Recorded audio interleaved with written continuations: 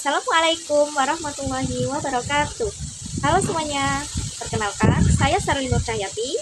Kali ini saya akan mempresentasikan hasil ringkasan pembelajaran mendalam. Langsung saja.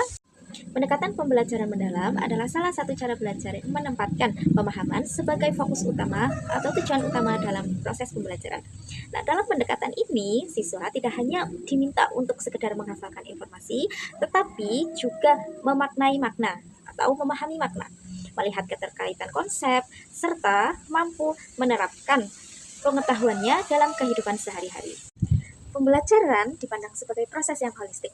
Artinya, belajar tidak hanya melibatkan kemampuan berpikir, tetapi juga melibatkan sikap, emosi, nilai, dan tindakan.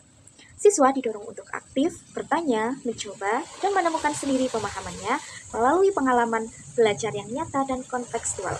Pendekatan ini memiliki keyakinan bahwa pengetahuan akan lebih bermakna ketika dikaitkan dengan kehidupan sehari-hari.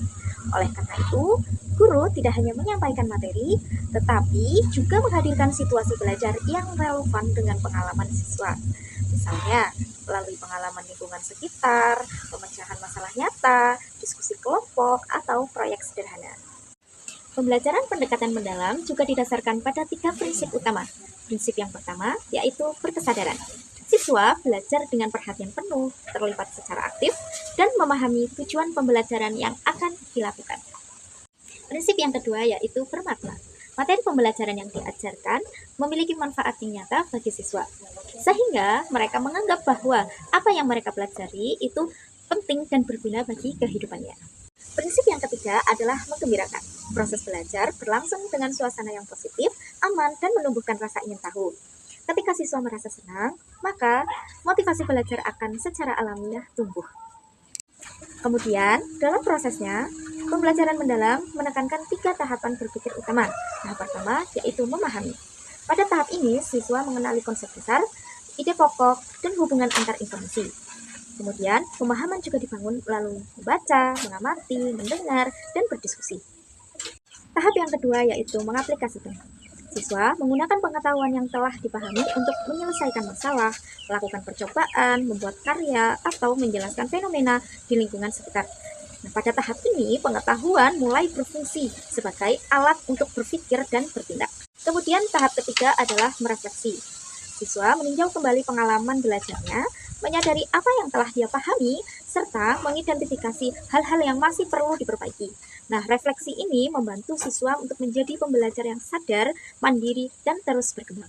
Untuk mewujudkan pembelajaran mendalam, diperlukan adanya sebuah kerangka pembelajaran yang tepat. Nah, guru menggunakan praktik pedagogis yang efektif, membangun kemitraan belajar dengan siswa, menciptakan lingkungan belajar yang nyaman dan inklusif, serta memanfaatkan teknologi digital sebagai sarana untuk memperkaya pengalaman belajar. Pendekatan ini, pembelajaran tidak hanya terfokus pada hasil akademik, tetapi juga pembentukan karakter dan kompetensi hidup. Tujuan akhirnya adalah membentuk profil lulusan yang beriman dan bertakwa, mandiri, kreatif, mampu berkolaboratif, komunikatif, sehat, serta memiliki kemampuan berpikir kritis dalam menghadapi berbagai tantangan.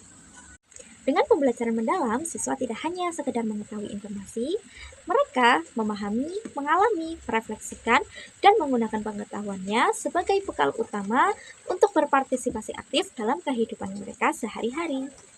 Sehingga proses belajar pun menjadi bermakna, menyenangkan, dan berdampak bagi perkembangan diri siswa.